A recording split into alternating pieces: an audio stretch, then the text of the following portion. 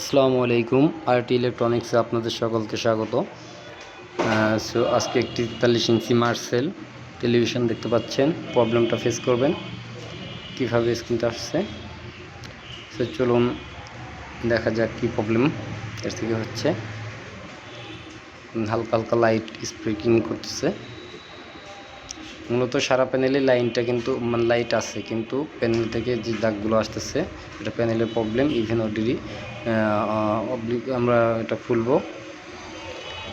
দেখুন এটার যে প্রবলেমটা পাওয়া গেছে লাস্ট, আমরা কফের একটা সাইড থেকে একটুখানি পোড়া জায়গা পাচ্ছি। এখন পোড়া জায়গা যেহেতু পাচ্ছি, সেহেতু আমরা পোড়া জায়গাটা কেটে দিলেও আমাদের এই প্যানেলটি রান হবে। সো এই পোড়া জায়গাটা দেখতে পাচ্ছেন, এই জায়গাটা। এখন আমি এই জায়গাটা ওপেন করে দিব। ওপেন করে দেওয়ার পর হয়তো বা রান হয়ে যাবে আশা করি। চেষ্টা করা যাক।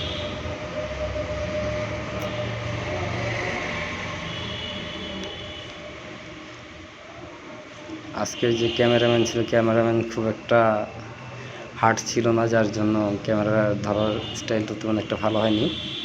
কেউ কিছু মনে করবেন না। আমরা এইভাবে আস্তে আস্তে আস্তে আস্তে এখান থেকে খুলে দিব। মানে শুধু যতটুকু জায়গা খারাপ আছে অতটুকু জায়গায় ওপেন করে দিয়ে কেটে দিব।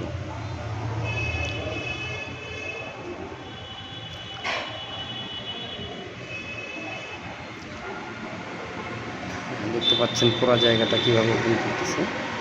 এই জায়গাটুকু কেটে একদম আউট করে দিব, যেন এই জায়গা থেকে কোনো প্রকার কোনো স্পট বা স্পার্কিং না করতে পারে। এটা হচ্ছে সিকেবি লাইন এই সাইডটায় থাকে, প্লাস ওই সাইডটা মানে এটা হলো রাইট সাইড, আর একটা লেফট সাইড ড্রিফট সাইড দিয়েও সিকেবি লাইন থাকে। যেহেতু এক সাইড দিয়ে ঢুকলেই চলবে, সেই ক্ষেত্রে আমি কাটতেছি।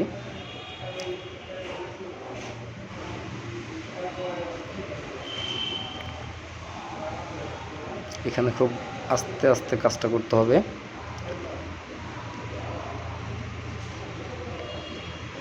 দেখেন এটাকে ফেলে দিলাম।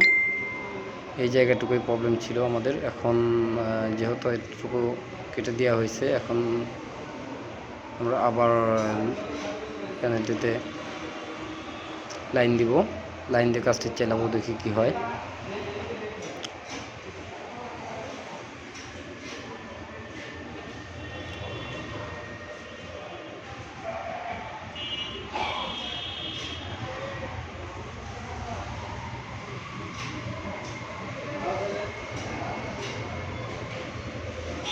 অবশ্যই এভাবে কেউ কাটতে যাবেন না।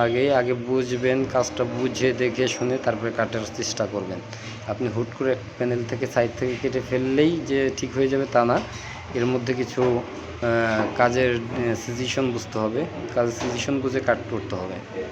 এখন অনেকেই হয়তো বা ধাপ করে কেটে ফেলে তারপর আর প্রবলেমটা ফেস করতে পারেন না, পরবর্তীতে ফোন দিয়ে বিরক্ত করেন। আসলে ওইভাবে কখনো বিরক্ত করবেন না। কাজ আগে বোঝার চেষ্টা করবেন, তারপরে কাজটা আপনি পারফেক্টলিভাবে করার চেষ্টা করবেন। তবে এই কাজগুলো যে এখান থেকে আমরা কপগুলো কাটি, এগুলো সেমিস্টার হয়তো বা সাইড কপ থাকতে হবে, বা সাইড কপ ছাড়া মাল হলে বা কোনো সাইড কপ নেই সেই মালগুলো হবে। এর ক্ষেত্রে সাইড কপ ছাড়া সাইড কপ যেগুলোতে থাকবে সেগুলোতে আমাদের বাইপাস লাইন টানতে হবে। দেখুন আমরা লাইন দিচ্ছি, দেখি ছবির মডিফিকেশনটা কেমন আসে।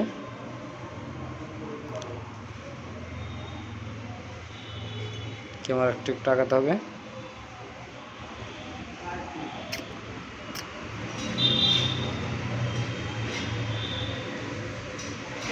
আজকে যে ক্যামেরাম্যানটা ছিল, ক্যামেরাম্যানটা খুব একটা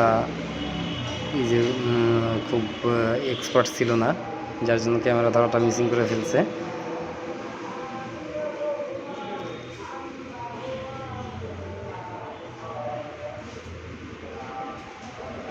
আচ্ছা, এখন আমাদের সিকেবির ওই প্রবলেমটি দেখা যাচ্ছে না, বরং এখন অন্যরকম একটা সিমটম আসতেছে। দেখতে পাচ্ছেন হালকা ব্লু ভাব, তার মানে প্রবলেমটা আছে।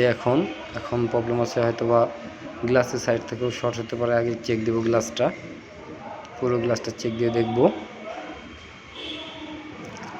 যদি কাজটা করা সম্পূর্ণ হয় অবশ্যই